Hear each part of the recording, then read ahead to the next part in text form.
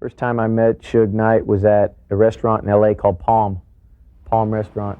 And I was sitting there eating, nice meal, and all of a sudden these huge guys, looked like a football team, showed up. You know, it was very intimidating to see these guys. They were bigger than my bodyguards, you know, and a bunch of them. And they pretty much grabbed my bodyguard and pulled him out and sat down next to me right there and started talking to me. How you doing? Uninvited? Totally uninvited. I didn't even know him. See him again? Sure did. Saw him again a few months later. He did the same thing, just kind of showed up to me, said hi, and then left. And still thinking, well, wow, this guy knows where I'm at all times. How does he know where I'm at? You know? What's going on here? Knight told us, before he knew we had talked with Van Winkle, that it was all very friendly. He agreed to everything. It wasn't a problem. And Wait, he agreed to everything? I mean, you know, he said the guy who wrote the song, and he didn't have a problem with it. He said, That's not what he says at all. I had my bodyguards who had guns, and they had their people which had guns, and they had us outpowered and outnumbered.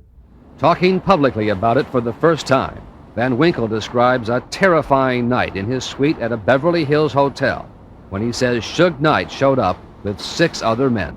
Roughed one of my bodyguards up. They roughed everybody else and my whole entourage up. SUGE took me out on the balcony, started talking to me personally. On the balcony? On the balcony. High above? Like 15 floors. He had me look over the edge, show me how high I was up there. Were you scared? I needed to wear a diaper on that day. I was very scared. On the balcony, Van Winkle says SUGE KNIGHT told him to sign over points from the song to a man named Mario Lavelle Johnson. Who is Mario Lavelle Johnson? His name is listed. That's the guy that SUGE KNIGHT brought over there that was an acquaintance of mine that had nothing to do with that song. You signed over the rights? I signed over the rights to him so that SUGE and them could get paid for it. So Mario Lavelle Johnson didn't write that song? No way. How much were those points worth? About $4 million, $3 million, anywhere between there. $3 to $4 million. And you just signed them? I signed them. And walked away alive. He says you had a number of men there with guns.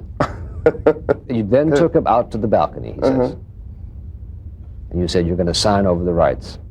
Did you do that? No, I did not. It never happened? Never happened. You didn't take him out to the balcony?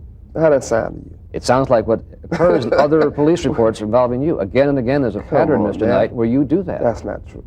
But in our primetime investigation, we found one court case after another in which Knight has pleaded guilty to criminal charges involving vicious assaults, beatings, a pistol whipping, and on and on.